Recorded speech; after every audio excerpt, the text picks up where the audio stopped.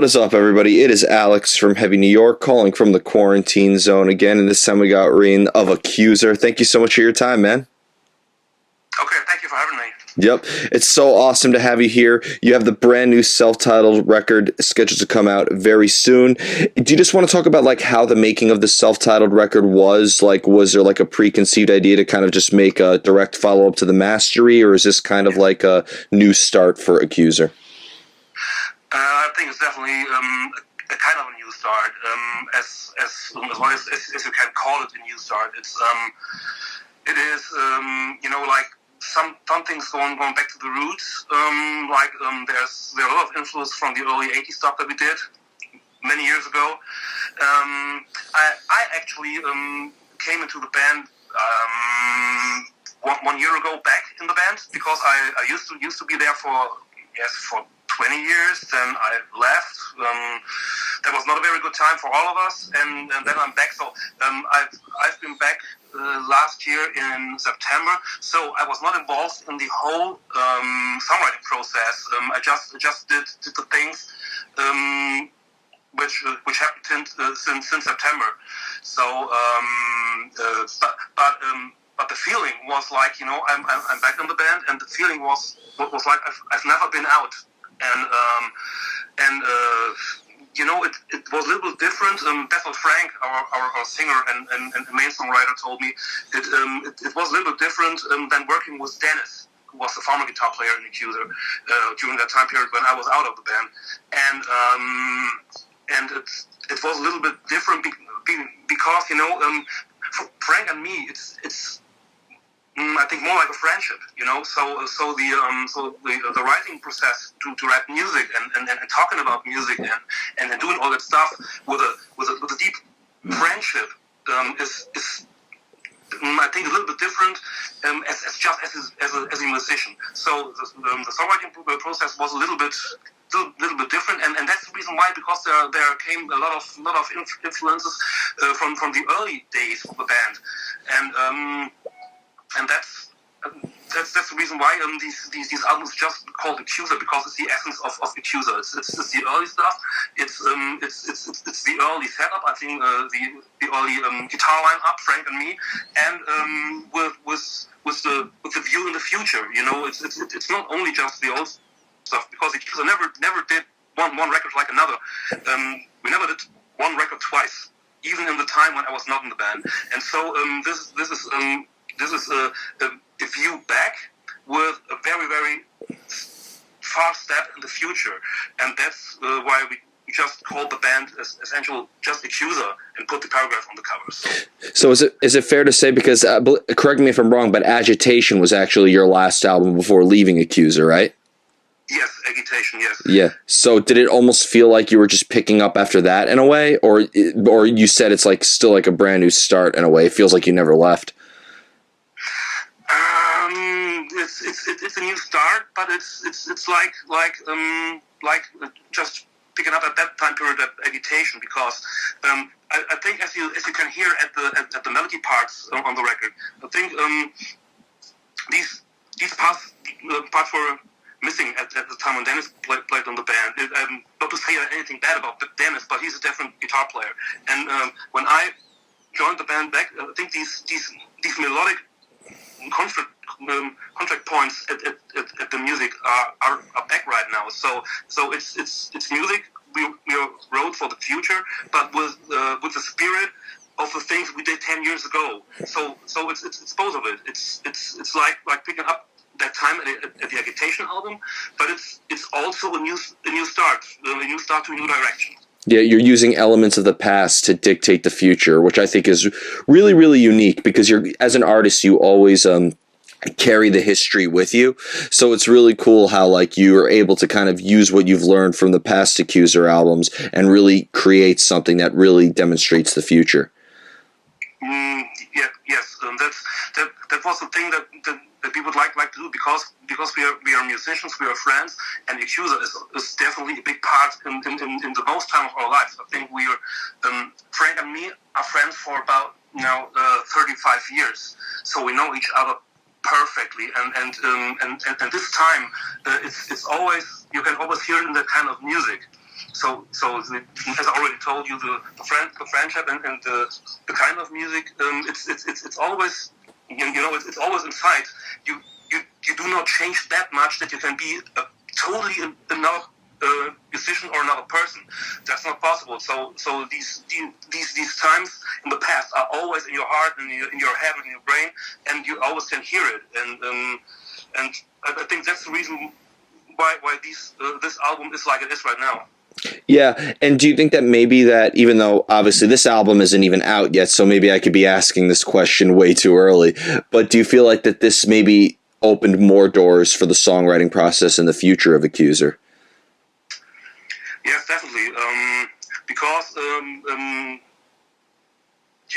that time when I was in the band, Frank was that guy that wrote all the songs by his own. So he was the only songwriter in the band.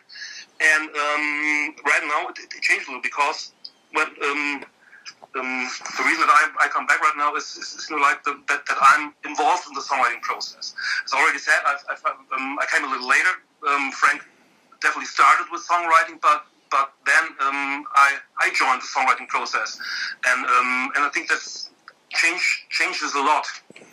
Mm-hmm. Being that this is self-titled, would you say, like, because I've always thought, and this could just be my interpretation, but I feel like, Accuser's albums have had a lot of concepts behind them, and a lot of themes behind it. Do you think that this being self-titled, maybe the music kind of goes in multiple directions in terms of subject matter? It's the whole music is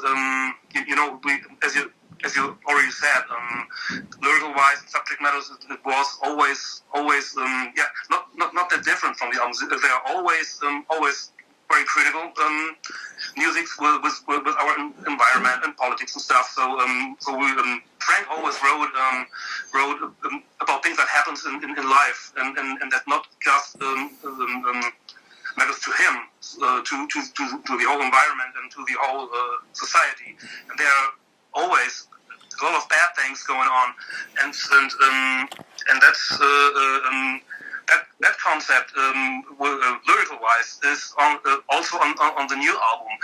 The themes and the subjects are more actual right now, but on the other hand, we have some lyrics for especially as one song, which is called "Being on the Rider." These lyrics are, let me guess, about 17 years old. So on that record, there's a lot of stuff we made thoughts and had our thoughts on, which had influence on this album. So I think this album, and this is why the reason why we choose just the name Accuser, so self-titled, and just put the sign on the cover. The reason was just because this is the essential thing which Accuser is all about, ever has been, and the essential where it's going to be in the future. So the first thoughts that we had about the cover was just to keep it as simple as possible, not musical wise, just like the title and the cover. Just put it as simple as possible. We put the paragraph on the cover. The first idea was that there stand a few people around the paragraph and try to destroy it, but that was too busy, and then we decided just to put the paragraph on the cover. So it's very reduced to the max, as we say. I think this album, and that's the reason why it's self-titled, is because it's definitely all Accuser is about. Yeah. From the past, right now, and for the future. That's what I felt when I heard this album, going from a song like Phantom Graves to Rethink to a song like Seven Lives and ending with Urgent. I feel like that this really has everything we know and love by Accuser and then some. One thing I really wanted to know is because being that your music is concept driven and rooted in certain political themes and subject matters, why do you feel that the style of music you play is the best music to sort of get your point across or get your concepts or viewpoints across? The thing is, there are I think these things are lying in the past because when we were younger, Frank and I started when we were 18 years old. We are now I'm 52. Frank is 54. So a lot of time went by during these times, and when in the time when we started, we had much more anger and stuff in our heads, you know, and that was the only music that could fit to that kind of lyrics.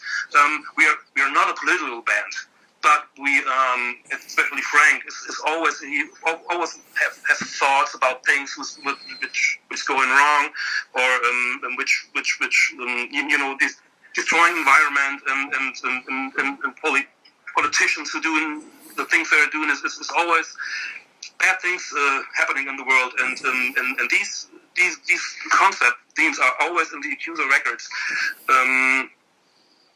It is not, as already said, we are not a political band, but I think these concept and contents are fit very good together to a kind of aggressive music. So there are a lot of political bands who are doing just singer-songwriter stuff, but for me that does not work really. It is an aggressive theme with you have anger about things that are happening around you, and this anger and aggression, the thing has to put out in that kind of music. So and for me and for Frank, for the rest of the band, it fits perfect. It would not work if we do a blues band or something with that kind of stuff. You know, this is in our hearts and our head. This music, the combination with that kind of lyrics, fits perfect for us. Yeah, and being that you've done this band for so long now, I'm sure that you and Frank, you've all learned a lot about each other, and you all learned a lot about yourselves too. So I'm sure that life experiences and, you know, as you've grown with your art, that also influenced the sound and the subject matter of Accuser as well, right? Yes, definitely. It's I think it would be very bad if we would still be the exactly same person that we've been with 18 years old. We are growing, we are developing, we have our families, we have our kids. All of us in the band have families and kids. We have our jobs. We have responsibility for all the things that we have to do. We have to earn money to keep things running.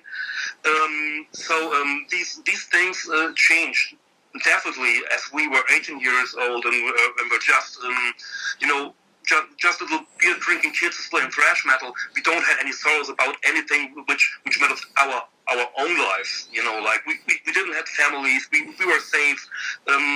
We got the money from our parents and stuff. So there was no reason in that point of life we should build any sorrows or something. But right now it's different. As I already said, we have our families. We have money. Money matters and stuff going on. We have to pay our rents. We have to pay our bills and stuff. So life definitely changes, and my life as well as Frank's life. But the good thing about that is that we're friends, still friends, and that we're developing both of us. It's not one who's doing that development and the other one don't. So it is like we're doing it together. It's even in different directions sometimes, but that is cool. We're different persons with different developments, and these developments definitely is mirrored in our music. You know, I think sometimes it's very hard to explain why it's just like doing that album right now and not other songs or being softer or being harder or being faster or something. It's just that development that we had. So it fits perfect for us. Yeah, I would definitely say so. And I feel like, you know, your albums really do represent who you guys are. Like when you look at the Conviction to Who Dominates Who to, you know, Repent and Reflections and stuff, it almost seems like you're really able to both sonically and lyrically create like a self-portrait of who you guys personally are. Yes. I think this is one of the most important thing in Accuser, because fact is we do it not for living. It's our spare time. It's things we want to hang out with friends and want to hang out with the people and drinking beer and making music. So we don't have to do anything we don't want to do. Even our record company, Metal Blade, they're totally cool. We can do whatever we want. If things went totally wrong, they say something like, "Okay, you can do that better," or "This song is not going to be on the album," or something like that. But except these things, we can do what we want, and these this freedom that we have in this part, because we don't have to please anyone, and we don't want to please anyone. We just do it for us. It's our fun, and it's our friendship, and that's what's on the album that we're doing at the shows. This is what we are. So. Yeah, and being that you've also played with a lot of projects as well, such as Dead Sun Halo and Scar Tribe and Active Creation and so many other bands, like I'd imagine that has to have allowed you to bring some new stuff into Accuser as well, right? Yes, definitely, because the more experience you have with other bands, I even had a blues rock band where I've joined for a few shows and stuff. It open-minded your horizon. It's very good. And if you, I think bands like Active Creation and stuff, they are, it's the same kind of music in a few ways. But the kind of the way they play the music, or Dead Sun Halo or something, the way they play the music are really give you new influences and gives you new possibilities to write songs. Especially Dead Sun Halo. That was the thing that I formed when I was out of Accuser, and at this band I was the only songwriter, and that was a totally different responsibility for the whole band as the part that I have in Accuser, and these experiences with the other bands and as even as the band leader in Dead Sun Halo and stuff is a very great and big advantage to play in a band like Accuser, because you have that kind of experience and feeling you have developed during these years. It's kind of perfect for that band right now. So the whole thing, I think for me right now, it feels like things have put together again, which belong together, and all the way I and Frank and the other guys did without me in the band was necessary just to make the experience that is right now, that point of the band that has to be right now. Yeah. Definitely. And I've always thought that your guitar solos and your guitar riffs and everything you incorporate really convey a lot of emotion and really help drive the point home of Accuser even further. Do you actually have are you classically trained, or do you have a theoretical background behind your guitar style? I'm not classically trained at that matters. I had a lot of guitar lessons, and I give guitar lessons, so I have the technical background, more or less. The thing is, the kind of writing music or writing the guitar solos.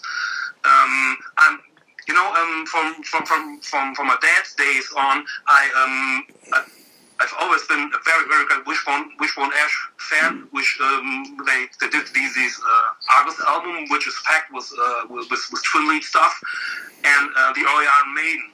So this is the main influence. I like harmonies and melodies, and I think when the music is very hard and very fast, it's very good to put a counterpoint in it. If it's gonna slow down a little bit, make it very melodic, and the thing that follow after that are even harder. So Adrian Smith from Iron Maiden said once he's writing leads for people who are not guitar players, but who can sing the leads along with. So and I like this. I like parts in guitar leads which you can whistle to or something, or you have the melodies and the melody structures in your ear, you know. So I think this is a point which makes the song, which breaks the song a little bit open, you know. It's not 100% 100% 100 miles per hour. It slows a little down. The melody leads are coming in, a little bit technical but more melodic, and that makes the song like it is, and the parts were falling after these leads, after these melodic parts, seems to be even harder after that. Yeah, I actually heard one of my personal favorite guitarists, Peter Witchers, who used to play with Soilwork. He said that he actually learned how to play his leads from whistling. Yes, I wrote that too. So yes, but I think that's a very good way, because when you're whistling, you don't whistle as fast as you can, and you don't whistle as aggressive as you can. You whistle melodic.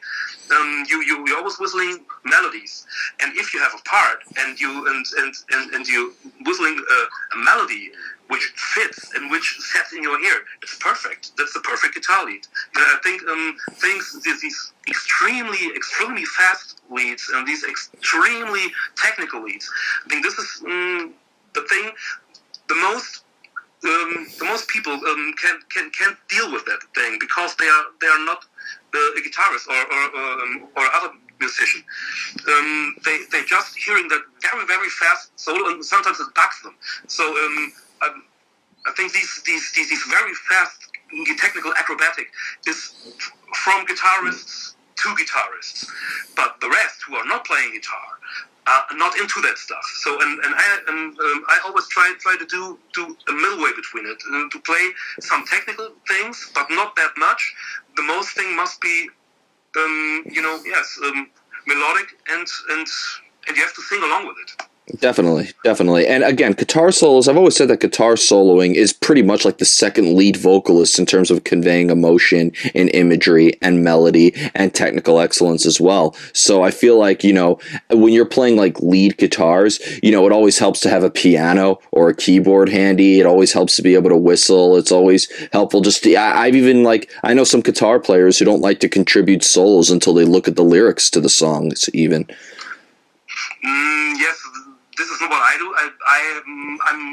I'm not doing the leads. Like to fit in the lyrics. The lead part for me is a thing which is a little outstanding. What I do a lot is, but I'm doing a lot right now, because I do not play piano or keyboards or something, but my son does, and sometimes it's like he's doing some stuff on the piano, and then it's like, oh wow, that sounds like great, and then I have the idea for a lead over it, and out of these ideas are growing the lead parts. So yes, that's the way I often. That's the way I go into the lead parts. On this record, for the first songs, it was not possible to work that way, because Frank already had wrote the songs. I think the first 5 or 6 or 7, maybe 7 songs have been ready when I've joined the band. So I just had to fit in. I just had to look where my part in the song is and where the lead part could be, because there were, when I wrote the first lyrics, the first leads, the lyrics haven't done so far. Actually, it was really like the lyrics on this album were a last part, which was built on the songs. Frank had some subjects he would like to sing about, but the lyrics were definitely not ready at that time. At the songs were ready. So the thing was, we had the songs, we made rehearsals, we recorded the songs, we listened to the songs, we checked out which part could be perfect for the leads, which part could be perfect for the refrain or for the chorus or something, and then we were working on the songs. That was the way, and the lyrics definitely, the subjects were clear, but the lyrics itself were the last part in the writing process of this album. Mm-hmm. Very interesting to see on how really organically this came into place, and really seems like I almost wish that you made a documentary on the making of this album. No, we don't. We what we have are some shots from the studio, or some shots from the rehearsing, and we made a few videos a few days ago, something like playthroughs and stuff. What we made were just take little funny outtakes and all the stuff, all the funny stuff which was going around when we were in the studio or when we were doing the videos, but not really especially a making of. Yes, good idea. Frank and I talked about it, if it was good to have made a making of the album, but it was too late. Everything was done, and we decided and came to the decision. Yes, it would have pretty good to make of, but we didn't. Well, never say never, though. Always next time. Yes, next time. Yep. So before we go, I want to thank you so much for your time today. Thank you, and really great insight on this album. Really look forward to the rest of the world hearing it. Is there just anything else with Accuser you would like to promote? Like maybe when this whole pandemic shit is over, could we maybe be expecting to hear some of this new material live at some shows or something like that? Yes, that's the main thing we're working on right now. But you know, nothing's going to happen here in Germany. We had normally we had 3 shows before Christmas, which one is in Berlin, one in Essen, and one would be in Aachen. But I think also the first show was cancelled. Berlin is cancelled completely. Then we had 2 shows with Legion of the Damned. They are not cancelled so far, but as far as things going, I think they will be cancelled. So right now we have no possibility to do anything than do interviews, and the record is coming on November the 13th, and I hope the people are interested in the record. We doing a little live stream because we can't do a release show or anything, so we have to do kind of a live stream, which is going to be recorded next week, and it's going to be on air, I think, on November the 3rd. Okay. Something like this. So we're doing on that live stream. We're going to do, I think, five old songs and 5 songs from the new record. So it's going to be a small show. But that's the only thing we're going to do right now. We can do that online stuff. We can talk to people, and hope that this whole Corona shit is going to be over very soon. But right now, like I see the things going, I don't believe that it's going to be over very soon. I think it's getting worse right now. Okay, well, we got to think positive, hope for the best, and prepare for the worst. Thank you for giving us some new music that we definitely need during these pissed off times. Yes. Thank you for having me, and it was great to talk to you. Yeah, great to talk to you as well. Everybody, we are here with René of Accuser. Be sure to pick up the new self-titled album coming out November 13th via Metal Blade Records. This is Alex from Heavy New York. We will see you next time.